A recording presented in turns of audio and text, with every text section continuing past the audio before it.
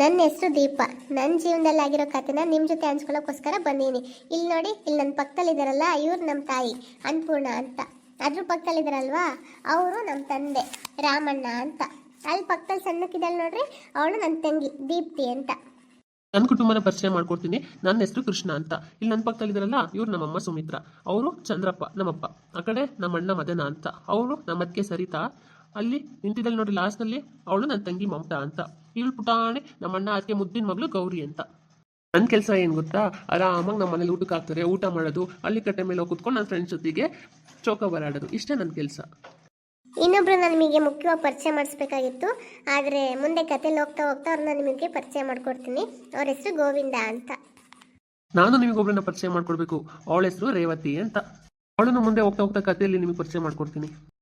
ನಾನು ಈ ವಿಡಿಯೋದಲ್ಲಿ ಇರ್ತೀನಿ, ಮತ್ತು ನನ್ನ ಜೊತೆ ಇನ್ನೊಬ್ಳು ಇದ್ದಾಳೆ, ಅವರು ಊರಲ್ಲಿದ್ದಾಳೆ, ಶ್ರೀ ಅಂತ ಅವಳ ಹೆಸರು. ಇದೊಂದು ಟ್ರಯಾಂಗಲ್ ಲವ್ ಸ್ಟೋರಿ ಆಗಿರುತ್ತೆ. ಈ ವಿಡಿಯೋ ನಿಮ್ಗೆ ಇಷ್ಟ ಆಗಿದ್ರೆ ಲೈಕ್ ಮಾಡಿ, ಶೇರ್ ಮಾಡಿ, ಕಮೆಂಟ್ ಮಾಡಿ, ಸಬ್ಸ್ಕ್ರೈಬ್ ಮಾಡಿ, ಧನ್ಯಾಸ್ ಕಾರ್ಟೂನ್ ವರ್ಲ್ಡ್ನ ಸಪೋರ್ಟ್ ಮಾಡಿ please. Thank you. Okay friends, ಇವತ್ತಿಂದ ಈ ಕತೆ ಸ್ಟಾರ್ಟ್ ಮಾಡೋಣ. ಈ ಕತೆ ಹೆಸರು ಏನು ಅಂತಂದರೆ ಸಿಟಿ ಹುಡುಗಿ ಹಳ್ಳಿ ಹುಡುಗ ಅಂತ. ನಿಮ್ಮ ಹತ್ರ ಮಾತ್ರ ನಿಜ ಹೇಳಿದ ನನ್ನ ಮಗ, ಇನ್ನೆಲ್ಲರ ಹತ್ರ ನಾನೊಬ್ಬ ಯುವ ರೈತ ಅಂತಾನೆ ಹೇಳ್ಕೊಂಡು ಓಡಾಡೋದು. ಏನೇ ಇವತ್ತು ನಿನ್ನ ಮಗಂಗೆ ಹೆಣ್ಣು ನೋಡಕ್ ಹೋಗೋಣ ಅಂತ ಹೇಳಿದ್ದೆ, ರೆಡಿ ಆದ್ನೇ ಒಂಚೂರು ನೋಡು. ಕೃಷ್ಣ ಏನ್ಲಾ ಆಯ್ತೇನ್ಲಾ? ಅಯ್ಯಯ್ಯೋ, ನೀನೇ ಮದ್ವೆ ಹೆಣ್ಣಂಗೆ ಬಿಂಕ ಮಾಡ್ಕೊಂಡು ನಿಂತ್ರೆ ಹೆಂಗ್ಲಾ? ಬಿರ್ಬಿರ್ನೆ ಬಾರ್ಲಾ? ಸುಮ್ನಿರಪ್ಪ, ಹೆಣ್ಣು ನೋಡಕ್ ಹೋಗ್ತೀರ ನಿನಗೋ ನನಗೋ? ನನ್ನ ಹೊಸ ನೀಟಾಗಿ ರೆಡಿ ಆಗೋದು ಬೇಡವಾ? ಪರ್ಫ್ಯೂಮ್ ಹಾಕೊಂಡು ಒಳ್ಳೊಳ್ಳೆ ಬಟ್ಟೆ ಹಾಕೊಂಡು ನೀಟಾಗಿ ರೆಡಿ ಆದ್ರೆ ತಾನೆ ಹುಡುಗಿ ನಾನು ಒಪ್ಕೊಳ್ಳೋದು. ಪ್ರತಿ ಸರನು ಇದೇ ಆಯ್ತು ಕಣ್ಣ ಮಗ ನಿಂದು. ನೀಟಾಗಿ ರೆಡಿ ಆಗ್ತೀನಿ ಅಂತ ಗಂಟೆಗಟ್ಟಲೆ ಟೈಮ್ ಮಾಡ್ತೀಯಾ, ಆಮೇಲೆ ಅಲ್ಲಿಗೆ ಹೋದ್ಮೇಲೆ ಹುಡುಗಿ ಚೆನ್ನಾಗಿಲ್ಲ ಅಂತ ಅನ್ನೋದಿಲ್ಲ, ಮನೆಗೆ ಹೋಗಿ ಹೇಳ್ತೀವಿ ಅಂದ್ಕೊಂಡು ವಾಪಸ್ ಬರೋದು. ಈ ಚಂದಕ್ಕೆ ಹೆಣ್ಣು ನೋಡಕ್ ಹೋಗೋದು, ಅದ್ರ ಬದಲು ನನ್ನ ತಂಗಿನ ಮದ್ವೆ ಆದ್ರೆ ಆಗಲ್ವಾ? ನಮ್ಮಪ್ಪ 1 ಎಕರೆ ಜಮೀನು ಕೊಡ್ತಾರೆ. ನೋಡ್ಲಾ ಮದನ, ನಿನ್ ಹೆಂಡತಿಗೆ ಹೊಸಿ ಸುಮ್ಮನೆ ಬಾಯಿ ಮುಸ್ಕೊಂಡು ನಿಂತ್ಕೊಂಡ ಕೇಳು. ಇಲ್ಲ ಅಂತಂದ್ರೆ ನಾನು ಮಾತ್ರ ಸುಮ್ಮನಿರಲ್ಲ, ಇಬ್ಬರಿಗೂ ಮುಖಾಮುಖಿ ನೋಡಿದ್ರೆ ಚೆಚ್ಚಾಕ್ಬಿಡ್ತೀನಿ. ಅವಳ ತಂಗಿ ಒಳ್ಳೆ ಕಾಗೆ ಇದ್ದಂಗಿದ್ದಾಳೆ, ಕರ್ರಿಗೆ ನನ್ನ ತಲೆ ಕೂದಲು ಬಣ್ಣನೂ ಇಲ್ಲ ಅಂತೇಳಿ ನಾನು ಮದ್ವೆ ಆಗ್ಬೇಕಂತೆ. ಅವಳಿರೋ ಒಳ್ಳೆ ಕಾಗೆ ಬಣ್ಣಕ್ಕೆ ನನ್ನಂತ ಸ್ಮಾರ್ಟ್ ಆಗಿರೋ ಹುಡುಗ ಬೇಕಾ? ಸರಿತಾ, ನಿಂಗೆ ಬಾಯಿ ಮುಚ್ಕೊಂಡು ಸುಮ್ಮನಿರಕ್ಕಾಗಕ್ಕಿಲ್ವಾ? ಅವ್ನು ಸುಮ್ಮನೆ ಕೆಣಕ್ತೀಯಾ, ಮತ್ತವನೇನಾರ ಅಂದ್ರೆ ಮಕ ಊದಿಸ್ಕೊಂಡು ಕುತ್ಕೊಂತೀಯಾ? ಅದ್ರ ಬದಲು ನಿಂಗೆ ಸುಮ್ಮನಿರಕ್ಕಾಗಲ್ವಾ? ಸ್ವಲ್ಪ ನೋಡಕ್ ಚೆನ್ನಾಗಿದ್ದಾನೆ ಅಂತ ಹಿಂಗೆ ಆಡ್ತಿದ್ದಾನೆ. 2 ವರ್ಷದಿಂದ ಹುಡುಗಿ ನೋಡ್ತಾನೇ ಇದ್ದೀವಿ.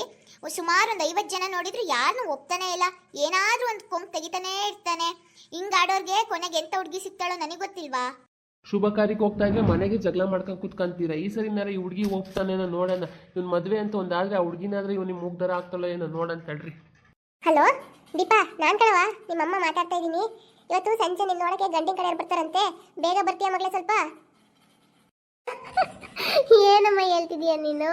ಪ್ರತಿ ಸರಿನೂ ಇದೇ ಆಯ್ತು, ವಾರ ವಾರ ಇದೇ ಹೇಳ್ತೀಯ ನೀನು, ಬೇಗ ಬಾ ಅಂತ. ಆದ್ರೂ ನಿನ್ನ ಖುಷಿಗೋಸ್ಕರ ಬರ್ತೀನಿ. ಹೋದ ವಾರ ಕೂಡ ಒಬ್ಬ ಹುಡುಗ ಬಂದಿದ್ದ, ಕಾಫಿ ತಿಂಡಿ ತಿಂದು ನನಗೆ ಮೊದಲೇ ಮಗಳು ಬೇಡ, ಎಣ್ಣೆಲಿ ಇಷ್ಟ ಆಗಿದ್ದಾಳೆ, ಮದುವೆ ಮಾಡಿಕೊಡಿ ಅಂತ ಕೇಳ್ದ. ಇದೇನು ಇವತ್ತಿಂದ ನೆನೆದಲ್ವಲ್ಲಮ್ಮ, ಮತ್ತೆ ಯಾಕಮ್ಮ ಇದು ಒಮ್ರಾಟ ಎಲ್ಲ ಬೇಕು? ನನ್ನ ಬದಲಾಗಿ ನನ್ನ ತಂಗಿಗೆ ಮದುವೆ ಮಾಡ್ಬೋದಲ್ವಾ? ಅಯ್ಯೋ ದೀಪಾ, ಇದೆಲ್ಲ ನಿಂಗೆ ಗೊತ್ತಾಗಲ್ಲ ಮಗಳೇ.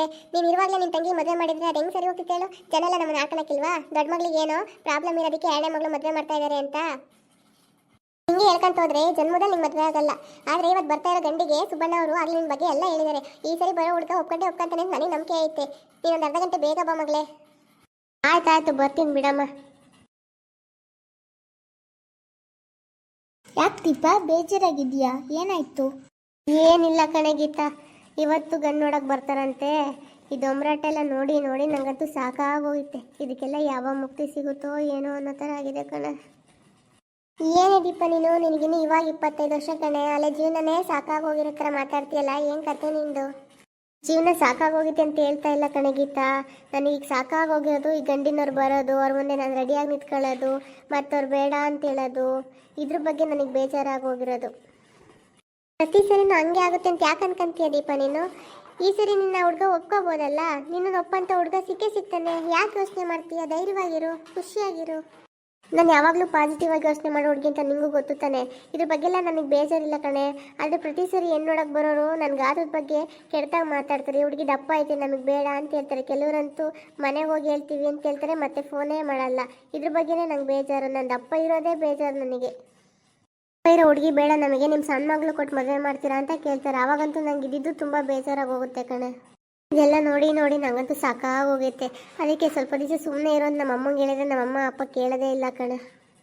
ಮೊದಲೇ ನಾವಿರೋದು ಹಳ್ಳಿಯಲ್ಲಿ 25 ವರ್ಷ ತುಂಬಿದ್ದೆ ತಡ. ನಿಮ್ಮ ಮಗಳಿಗೆ ಮದುವೆ ಯಾವಾಗ ಅಂತ ರಿಲೇಷನ್ನು ಊರವರು ಎಲ್ಲ ಕೇಳಿ ಕೇಳಿ ನಮ್ಮ ಜೀವ ಹಿಂಡ್ತಾರೆ. ಆ ವಾರಕ್ಕೆ ಅದಕ್ಕೆ ನಮ್ಮ ಅಪ್ಪ ಅಮ್ಮ ವಾರಕ್ಕೊಂದ್ಸರಿ ಆ ಹುಡುಗ ಈ ಹುಡುಗ ಅಂತ ಕರೆಸಿ ನನ್ನ ಪ್ರಾಣ ತಿಂತಾರೆ.